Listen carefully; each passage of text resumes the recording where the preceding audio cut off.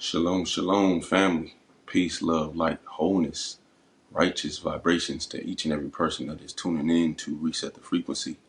This is a podcast where we discuss spiritual matters, particularly pertaining to the Hebrew language, the scriptures that were written in Hebrew, communicated from the Most High Yahuwah to his people, Israel, scattered to the four corners of the earth. Well, now.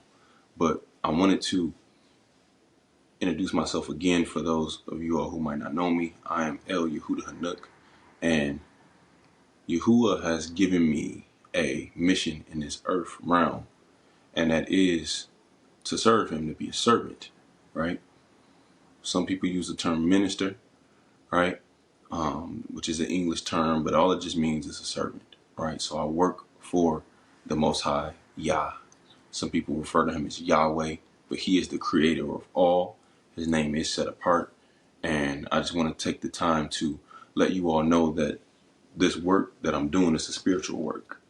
So a lot of people on the surface may not perceive or understand, but when you listen to the words that I'm speaking, and when you do your own research, you'll see that the words that I'm speaking are above and beyond me, right?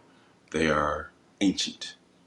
So it requires time, patience, and really a faith, a belief that what is being revealed to you is of a truth.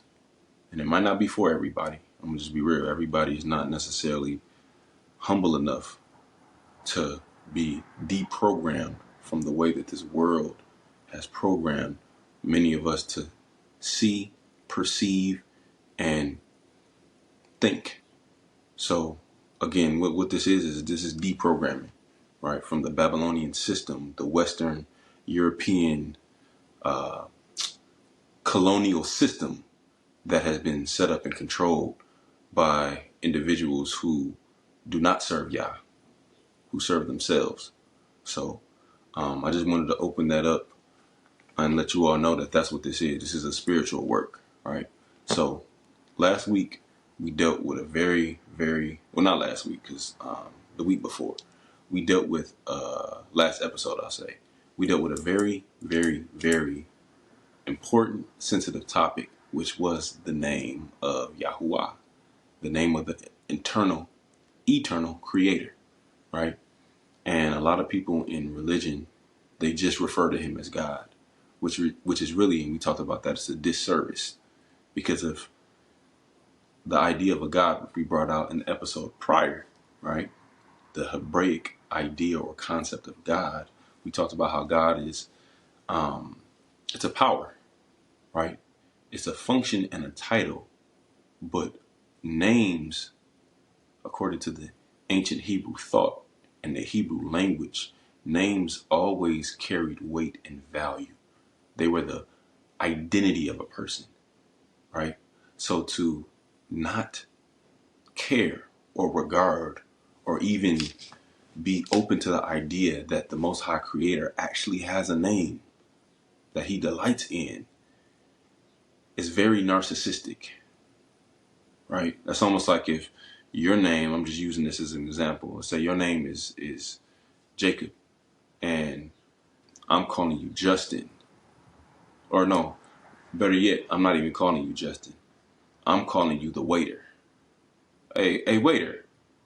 And maybe that's what your function is. Maybe that's what your actual job is. It is a waiter.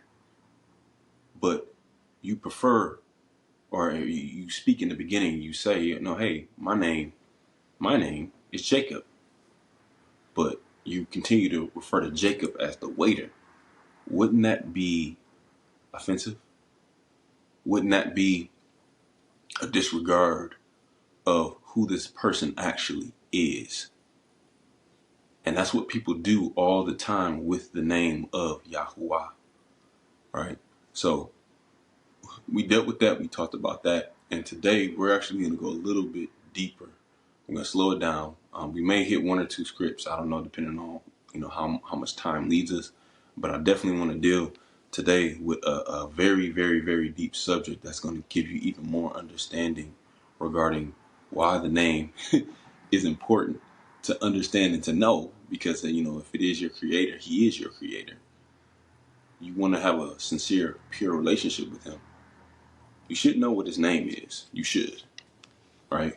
Any relationship that you have with a person, you should know their name, right? I mean, we do that with people, but for some reason we make excuses as to why Yah's name doesn't matter. And like I said, that's narcissistic. So today we're going to deal with ancient Hebrew thought, because to really see the depth of why Yah's language that he spoke to his people in, because the scriptures, the Bible, the scrolls, some refer to them as, they were written in the Hebrew language, right? And to take it even further, there's a difference between modern Hebrew, Middle Hebrew, ancient Hebrew. We're going to talk about that. We may go deep. We may or may not get a chance to go deep into that. But before we even talk about the variations of the Hebrew language, I want to deal with the idea of ancient Hebrew thought, because ancient Hebrew thought is revolves around the culture of the ancient Hebrew people, right? Now, I want to say this before we even get deep into the ancient Hebrew thought. The first thing I want to say is that just because the Creator chose to speak to the Hebrew people, to his people, right, in the Hebrew language, just because this language might not necessarily have been the first language that was spoken on the earth, does not mean that what I'm saying is irrelevant or invalid, because a lot of people feel that, right? And I'm gonna explain to you the difference, and I'm gonna explain to you why this language actually is the first actual language with a alphabet system. It actually is when you do the research. And when I say research, I'm not talking about doing a Google search and just seeing the first thing that pops up on the first page. Sometimes you really have to do research. Like you have to look, sometimes you got to go to that third, fourth, fifth, sixth, seventh, 10th, 15th Google page if you're just doing it on the internet, right? And to take it even to another level, sometimes you gotta get your butt up and go to a library where they actually have books written by scholars and people who've actually done research that might not necessarily be from America, might not be from this Western part of the world that now controls the world. You see what I'm saying? Research is deep, and oftentimes it takes years to discover the truth about something, but sometimes it could just take a moment if you have an ear to hear what the Spirit of Yah says. And then you take the resources that are given to you, right? And you let the Most High lead you in your studying, in your researching, and your seeking out of what that truth is, and it'll be revealed to you. So with that being said, what was the first language, right? The first language on the earth, period. And you can research this, right? You can read about it on Google, history.com. There's different people who got podcasts talking about this. They may or may not teach you this in schools, but the very first language spoken by anybody, right, was the cuneiform language, Cuniform. And this language was spoken by ancient Sumer, the ancient Sumerians. Ancient Sumerians.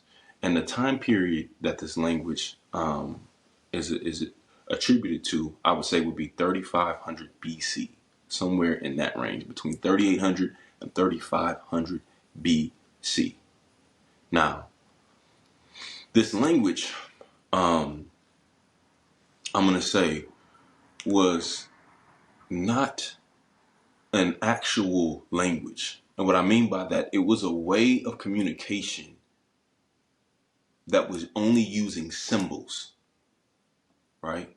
So they weren't necessarily using letters the way that I'm going to talk about once we get to the ancient Hebrew alphabet, how the letters mean and represent something. right? Cuneiform was really just symbols, right? They were just symbols.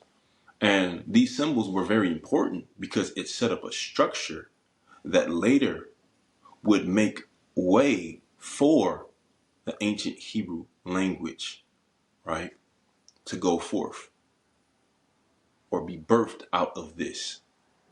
Now, the other nations or the people, the individuals that spoke this outside of Sumer who understood this would also be the Egyptians, right? It's where you get the idea of hieroglyphics from, right? These were symbols, but these weren't actual letters per se. They were symbols that carried meaning, right? So when these symbols were written down, they would convey a message to the people reading them, and they would understand these things because, again, these were symbols of a system, right? Of communication between a people. And with these symbols, they were able to communicate with each other and build, right? And do many great things.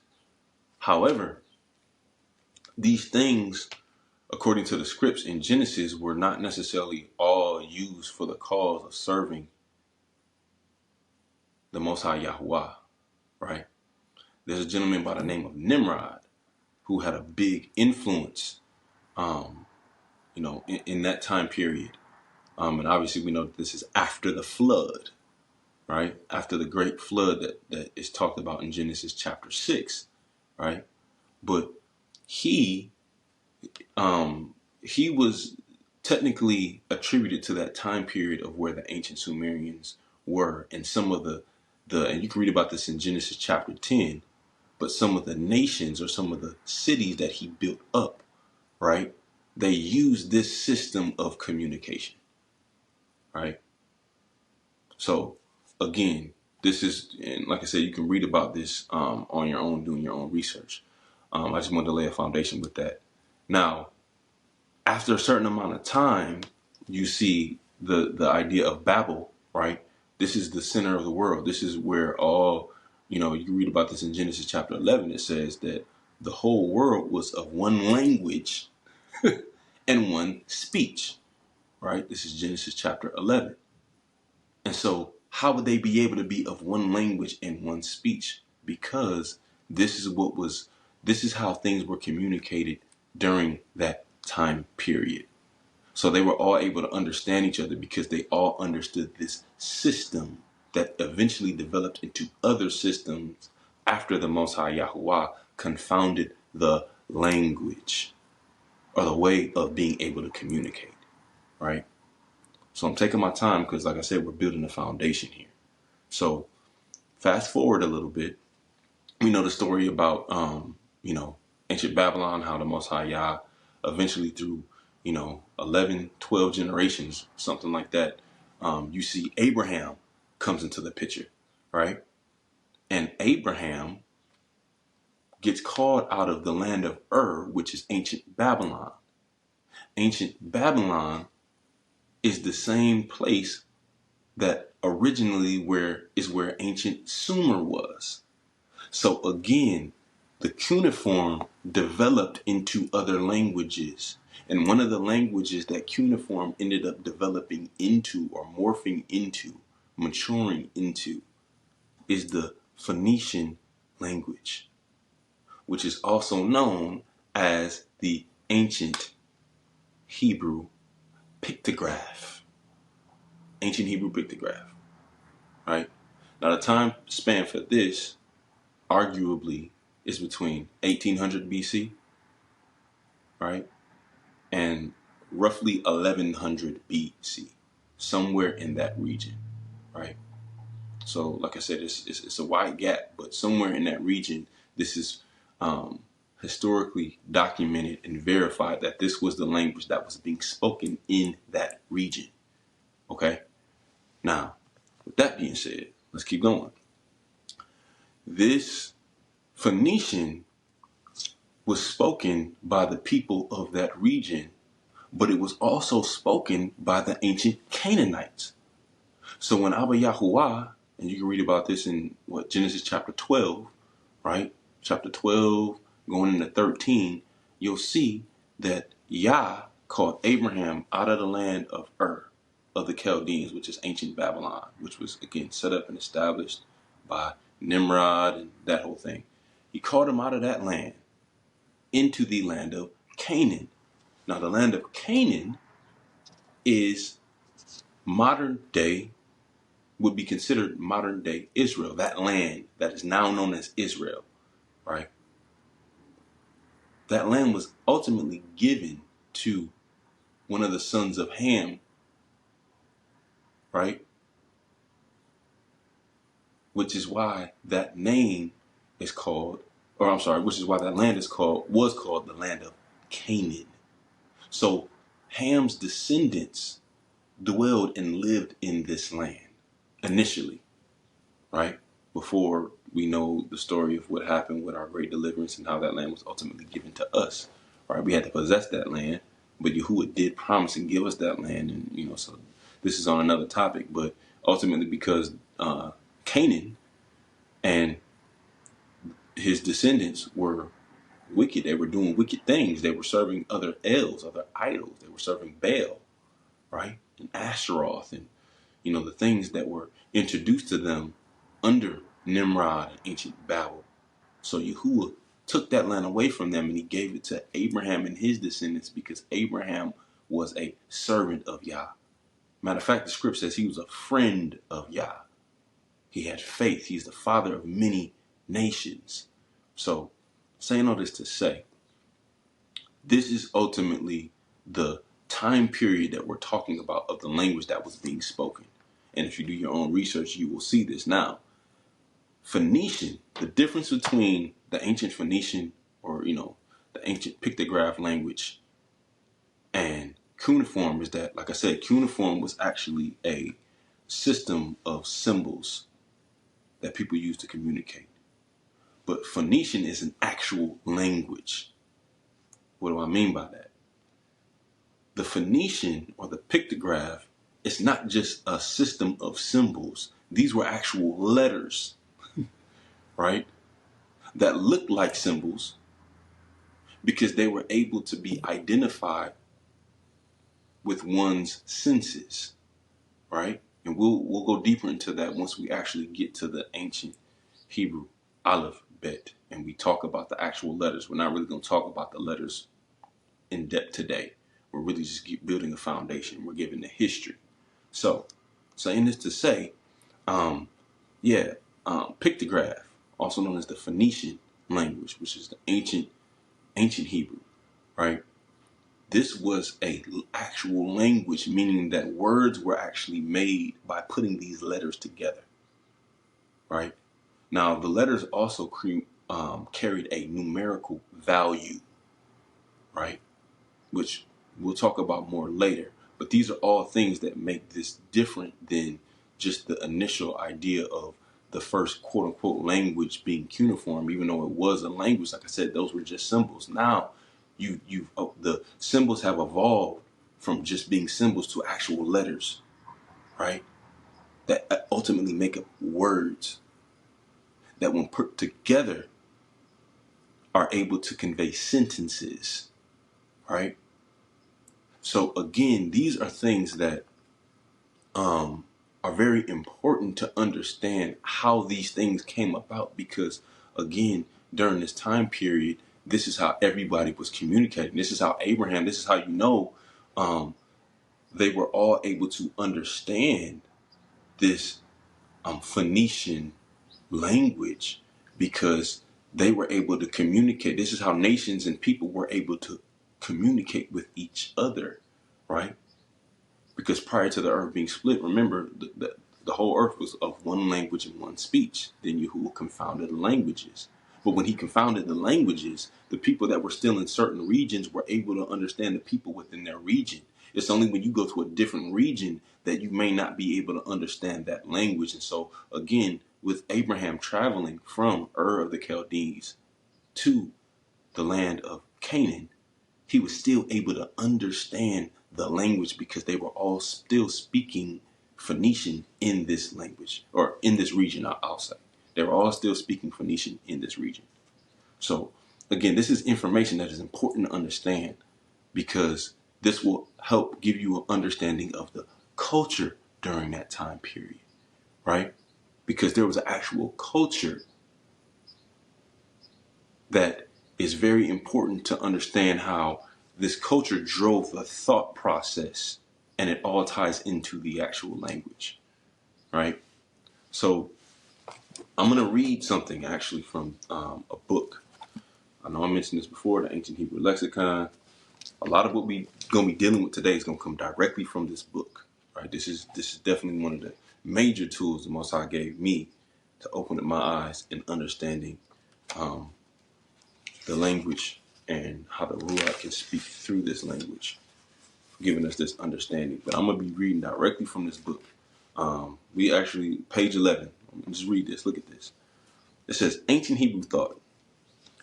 The definition of a word is going to be directly related to the culture in which that word is being used. One word may have different meanings depending on the culture that is using it. In order to place the correct context, right, to a Hebrew word from the ancient Hebrew language, one must first understand ancient Hebrew thought. So let's pause for a second, right? Understanding what he just said, basically summarizing that paragraph that we just read, is that ancient Hebrew thought is a prerequisite in order for you to understand the ancient Hebrew language. And understanding the ancient Hebrew language is a prerequisite in order for you to understand this script and to understand what was being communicated during that time, right? To have a better understanding of how Yah is communicating to us now, right? So, again, the thought process was important. Now, I'm going to say this too. The Hebrew word for thought is the Hebrew word dama, right? And this word dama ultimately goes back to the idea of a likeness and a comparison, right? It literally means the idea of something to compare, to perceive something like something else, right?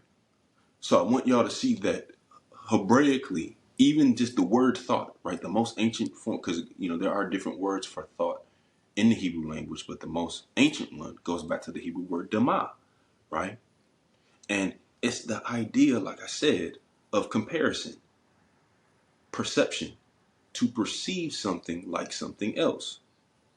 So what you got to understand is, to the Hebrew mind, to the ancient Hebrew mind, perception is thought. The way you think will determine the way that you see things.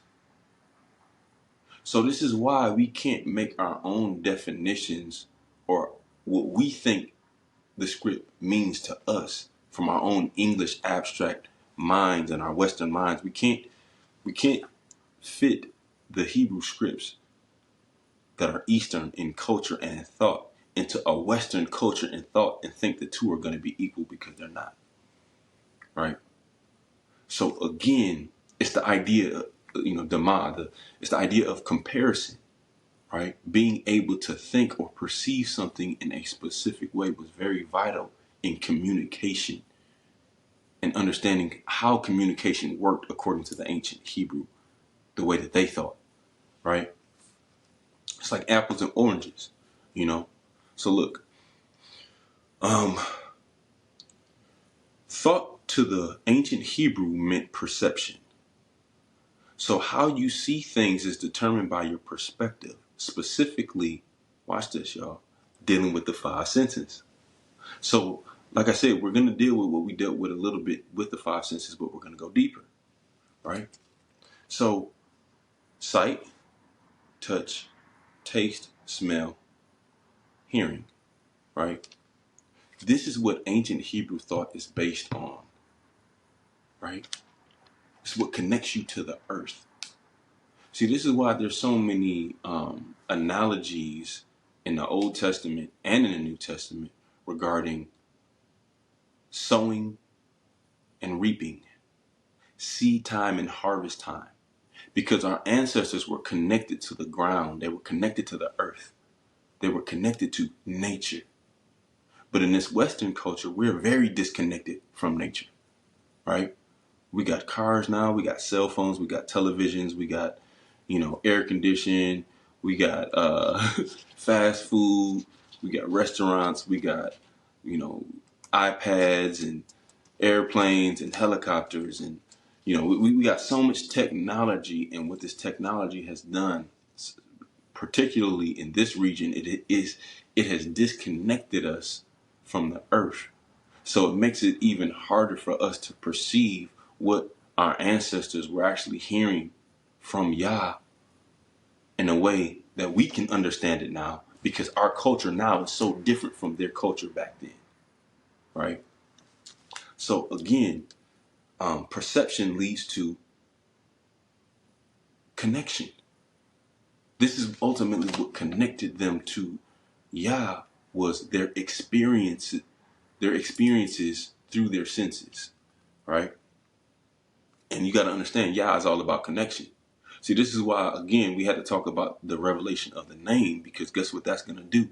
When you understand somebody's name, that should bring you closer to them. It's almost like when you first meet somebody and you don't know their name, but I don't know, let's say you have a good conversation, and by the end of the conversation, you kind of feel bad because you don't remember their name.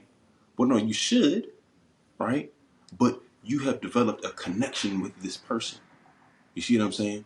So, saying all this to say, this is what ancient Hebrew thought is based on. It's based on a connection, right? And at that time period, our ancestors were very much so connected to the earth, to the ground, to the land, to the water, to the elements, right? Now, granted, they didn't worship the elements, right? It's a very fine line between worshiping the elements and being connected to them to hear spiritual messages from the Most High through the elements. But that's another topic we'll deal with at another time, right? So let's keep going on the idea of ancient Hebrew thought, right? Abstract and concrete. So look, Greek thought views the world through the mind, right? This is considered abstract thought. And when I say mind, I'm not necessarily talking about your way of thinking. I'm talking about your actual imagination, right? Hebrew thought views the world through the senses. And this is how we get the idea of concrete thought, right? Now look at this. Concrete thought is the expression of concepts and ideas in ways that can be seen, touched, smelled, tasted, or heard. 5 senses. All 5 of the senses are used when speaking, hearing, writing, and reading the Hebrew language. An example of this can be found in Psalms chapter 1, verse 3. And I'm going to quote, because he's quoting from it here in the book. It says, "He is like a tree planted by streams of water, in which yields its fruit in season, and whose leaf does not wither." In this passage, the author expresses his thoughts in concrete terms, such as tree, streams of water, fruit, and leaf, right? Huge example of what I was just telling you about how our ancestors were connected to the earth. They were connected to the elements. They were connected to the nature, right? So Yah was able to communicate to them through what their senses were used to being around, and what they knew, what was familiar to them, right? So again, this is how you see an idea of how this verse in the book of Psalms, chapter 1, verse 3, is an example of the concrete thought that these scripts were originally delivered in. Which, by the way, we know King Dawood was the primary author. I mean, there were other authors in the book of Psalms, but he was the primary author in that book, right? Now look at this. That's concrete thought. Now we're going to deal with abstract thought a little bit more. Abstract thought is the expression of concepts and ideas in ways that cannot be seen, touched, smelled, tasted, or heard. Examples of abstract thought can be found. All right, so this is a different verse he's using in the book of Psalms. In Psalms 103, verse 8, right? Now I'm using the word that he's using on here, But just like I explained to you, anytime you see the word, the capital the Lord, it's really Yahuwah. But this is what he says on here. It says, the Lord is compassionate and gracious, slow to anger, abounding in love. So obviously we know in the original, he was saying Yahuwah is compassionate and gracious, slow to anger, and abounding in love, right? Now look how he explains this. The words compassion, grace, anger, and love are all abstract words. Why? Because of first mention, right? The first thing that comes into our minds, us not having any idea of this, the ancient Hebrew language that these verses were really written in, right? We're gonna look at the English version of these words, and we're gonna put that in our mind. That's the first thing that's going to come to our mind is what is the English idea of love? Oh, a feeling. What is the English idea of compassion? I'm feeling for another. But again, these have deeper roots and meanings when you get deeper into what the actual Hebrew words are based off the language and the culture. Right? So I'm going to keep reading. He says, the words compassion, grace, anger, and love are all abstract words and ideas that can not be experienced by the senses. Why do we find these abstract words in a passage of concrete thinking Hebrews? Actually, these are abstract English words used to translate the original Hebrew concrete words. So originally the word love was not there. It was probably the word ahav, right? Which we'll deal with later, but that it's a deep meaning that goes back to the idea of looking towards the house or providing for the house, meeting the need of the house. All right, it's a lot deeper than the English word for love. And by the way, even if you look at Greek, they got a bunch of different definitions of love. Agape love, eros love, philos love, which is where you get the root word for Philadelphia, the city of brotherly love. Those are all based off of emotion, but not necessarily concrete actions, the way that the Hebrew words were all based off of an act, which will take you back to the pictograph, the symbols and the pictures of an act tying into the five senses, right? So let's keep going. So he says, the translators often translate this way because the original Hebrew makes no sense when literally translated into English. All right, so now watch this. I'm going to give you an example of this. It says, let's take one of the above abstract words to demonstrate the translation from a concrete Hebrew word to an abstract English word. Anger, an abstract word, is actually the Hebrew word af, which literally means nose, a concrete word. When one is very angry, he begins to breathe hard and the nostrils begin to flare. A Hebrew sees anger as the flaring of the nose, parentheses, nostrils. If the translator literally translated the above passage slow to nose, right, instead of slow to anger, the English reader would not understand. So again, this is it's perception, right?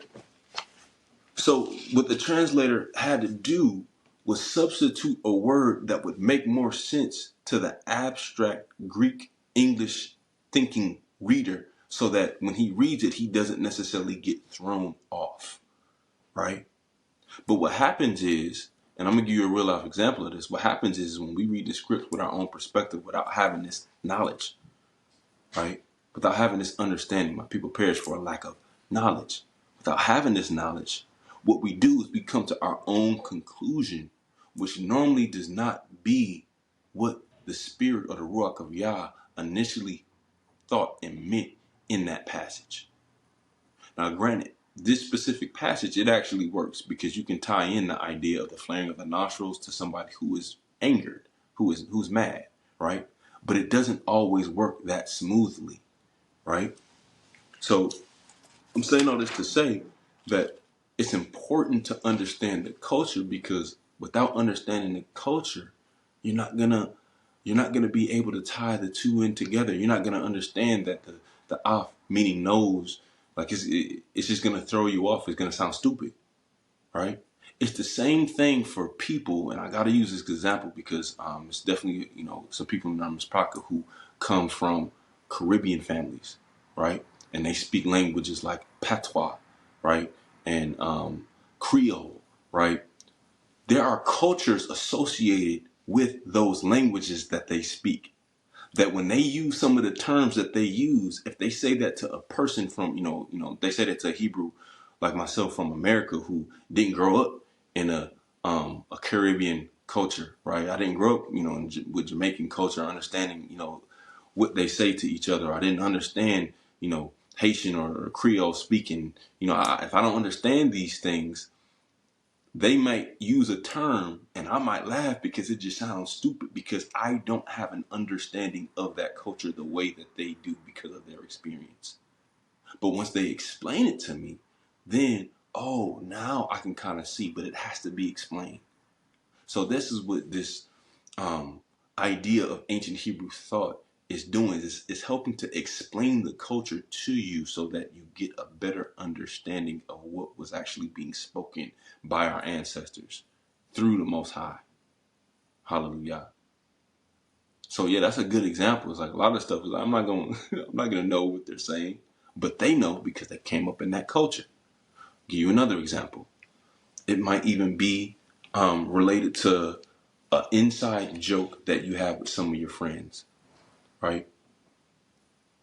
A person that wasn't there to have experienced what happened in that place when, let's say you went roller skating with your friends and something silly happened and it was a joke that went forth, and now moving forward, it's an ongoing joke.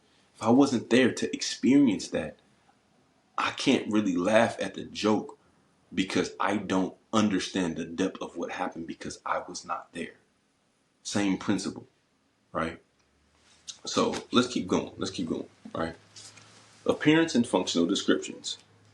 And again, he's using Greek because Greek heavily ties into abstract thought the same way English does. Which, by the way, both the Greek alphabet and the English alphabet really developed from the ancient Hebrew.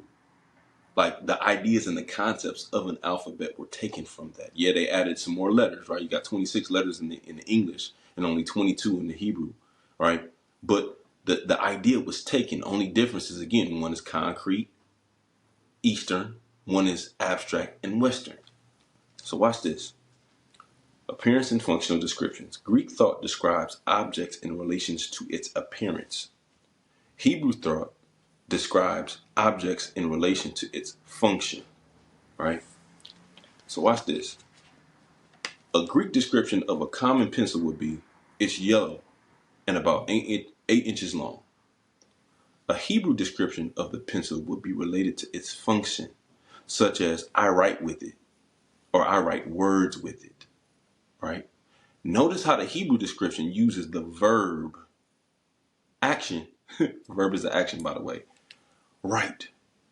While the Greek description uses the adjectives, right, which are things, colors, yellow and long, right? It's a description of it, but not necessarily an action of it. Because of the Hebrew's form of functional description, verbs are used much more frequently than adjectives, right? So to the Greek way of thinking, a deer and an oak tree have two very different objects, or are two very different objects, and we would never describe them in the same way. But the Hebrew word for both of these objects is ayel, because the functional description of these two objects are identical to ancient Hebrews. Therefore, the same Hebrew word is used for both, right? So what that means is you can have one Hebrew word to describing two different things because those two different things both carry the same or similar functions, right? I'm gonna keep going. The Hebraic definition of Aleph is a strong leader. A deer stag is one of the most powerful animals in the forest and is seen as a strong leader, right?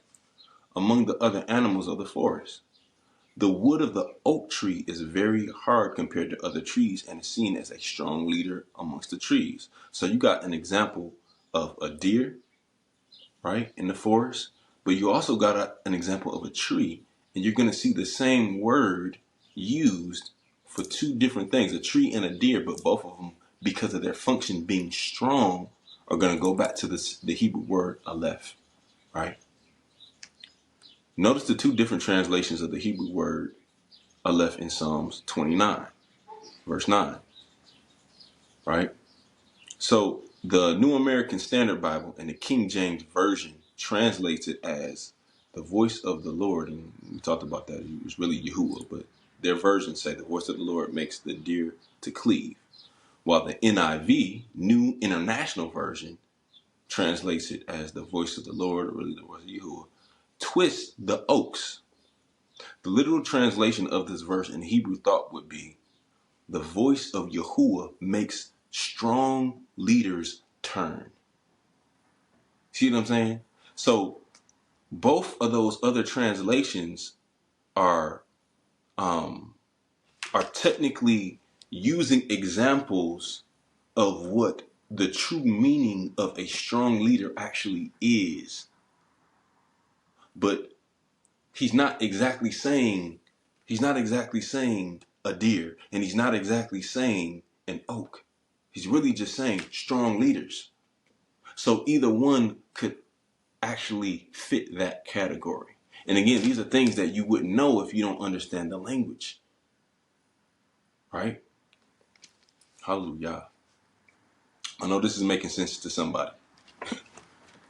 When translating the Hebrew to English, the Greek thinking translator will give a Greek description to this word for the Greek thinking reader, which is why we have two different ways of translating this verse. So it's going to be translated differently, right?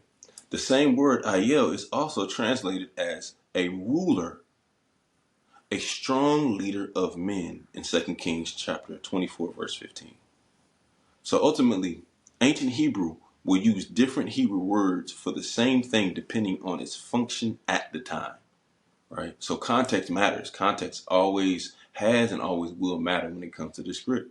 For example, an ox may be identified as an aleph, and when referring to a lead ox, a shore when referring to a plow ox, a baquar when referring to an ox of the field, a par when referring to an ox of the threshing floor. So you got four different names, right? Four different names for an ox, but all depending on the function of that ox.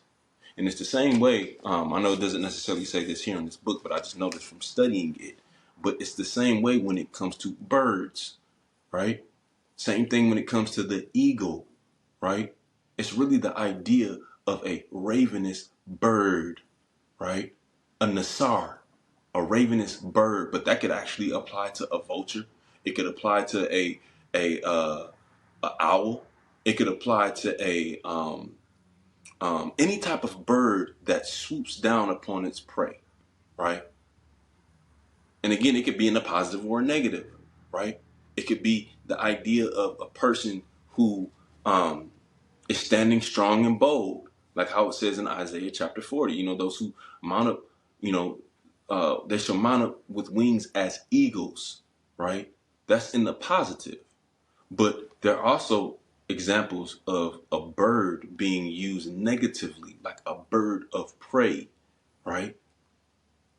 And according to the scriptures, it talks about an eagle in the book of 4 Ezra, also known as 2nd Esdras. It talks about an eagle in the end times, right? Referring to the nations of Babylon that destroy the earth. So that's in the negative, right? So again, unless you really have a firm grasp on the context and the culture behind these scripts and how they were written, you're going to fall into deception and you're going to be confused. And that's why it really takes the Ruach, the Spirit of Yah, to lead us in understanding this. And that's what we're dealing with. You can't fully understand and access truth without the Spirit of Yah leading you in understanding your history. See, this is one of the key things that was stripped from us, which is why a lot of us are misled and misguided, We think that the month of February being Black History Month is our true history. No, this is our history. This is really where we come from, right? This is really the truth.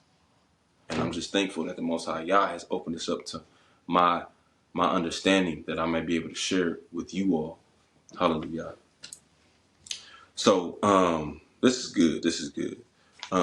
Let's talk about static and dynamic. And I think this might be the last thing we do because I feel like we've covered a lot of information today. Static and dynamic. In our modern Western language, verbs, right, actions, verbs express action, which would be considered dynamic, right?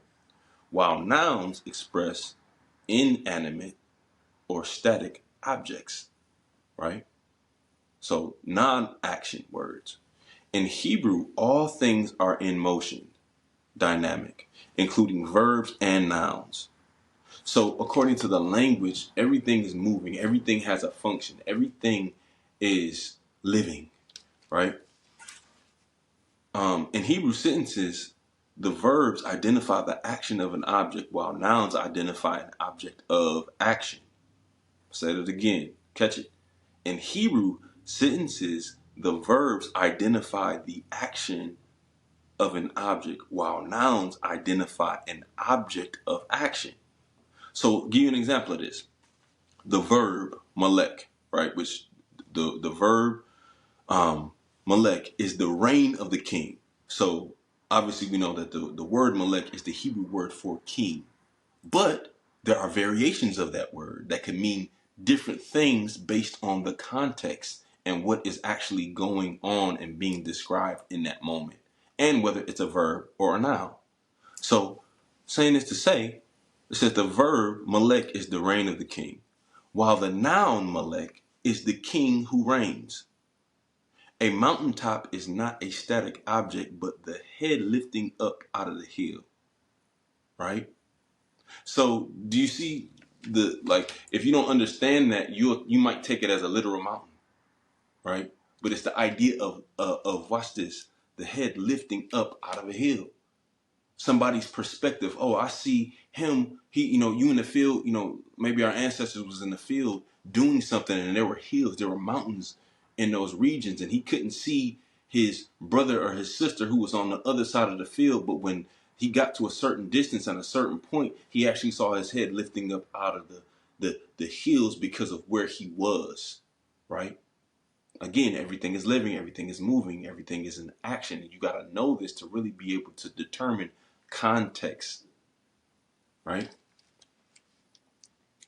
So, yeah, a good example of action in what appears to be a static passage is the command to have no other gods, or when we talked about that, El, right? Hebrew word, Aleph, Lamed, El, Elohim, no other Els before me.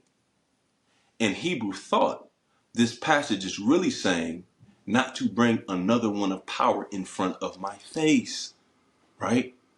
Because of the idea of the Hebrew word panah, it literally means in the face of.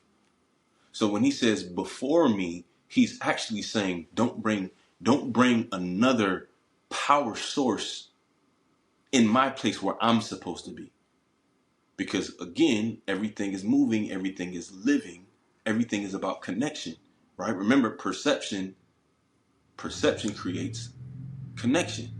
So what Yah is saying, when he really, what is that, in Exodus chapter 20, verse 3, you shall have no ills before me. What he's really saying is that you shouldn't be spending your time with any other power.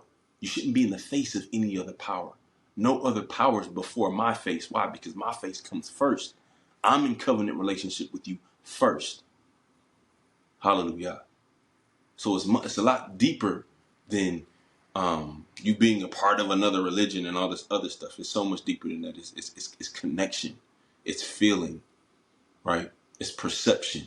It's intimacy. It's awareness. It's consciousness, right? So, yeah, man, like these are key things that again we got to talk about because we're gonna be dealing with other stuff. Eventually, like I said, maybe next week we'll dive deeper into the ancient pictograph, which, like I said earlier, is also Phoenician. Then go into the middle script, right? And then we'll go into the late script, which would be considered Aramaic or modern Hebrew. Because as the nation and the culture and the people evolve, so did the language and so did the culture, right? And all of these things are important in determining and understanding what the Ruach is saying through our ancestors to these scripts, or to us in these scripts, right? Because again, this is a love letter written by Abba Yahuwah to his sheep, to his people. And it's our duty to really seek him to be able to understand the depth of the meaning behind the letters in the love letter. So, yeah, I think that's going to be it for today. All esteem to Yahuwah. If you got any questions, I definitely want to say this too before I conclude. If you got any topics that you desire for us to cover, please send me an email. I would love to talk about different topics, and even I do this with the regular lives when we go forth with the regular word of Yah, normally on the Shabbat or maybe throughout the week, myself and my beautiful Isha as well. But if you send us a question, we definitely would love to address those questions. Don't necessarily wait till we're in the midst of a live and do it as a distraction, because that really distracts from whatever the Ruach of Yah or the Spirit of Yah is speaking to us in that moment, which is very purposeful. So, and I'm not saying that we won't answer questions then. It depends on if if it is dealing with a topic that we're being led to discover in that moment or to talk about in that moment. Then praise Yah. We'll deal with it accordingly. But oftentimes, people do that and it's a distraction to the word that's actually going forth. But I would love to cover so many times. I mean, there's so many things that now with this new perspective can be understood and discovered, right? From what the truth is versus what the narrative was put on us, like I said, from a Western European perspective that the scripts were not written in.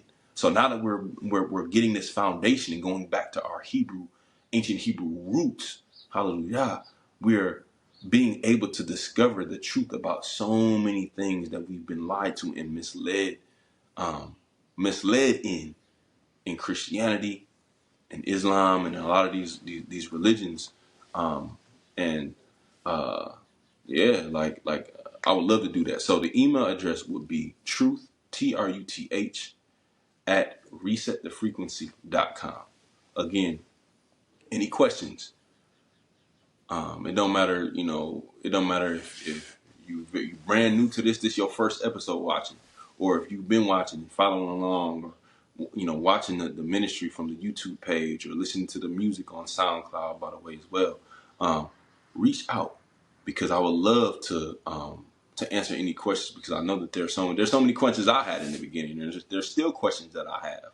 So I know if it's questions that I got, it's got to be questions that y'all got. So definitely feel free to reach out, and do it in respect and love. Don't go on there being disrespectful, because at the end of the day, we are people, and we do seek to operate at a certain vibrational frequency. And if you're not operating at that frequency of love and light, you're operating in darkness and chaos and confusion, and you just want to argue, then we'll be able to discern that. So, like I said, be respectful with your questions. But if it is a valid, legitimate question, I would love to address it and, take my time, prepare, do the research, and respond. And, eventually I will open up to Q&As once we get to that point. But for now, we're definitely still building a foundation. So again, that email address is truth@resetthefrequency.com. Again, I'm El Yehuda Hanuk. Shalom, peace, love, light, wholeness to everybody that's listening to the sound of my voice, watching. Love you all. See you for the next episode. Shalom.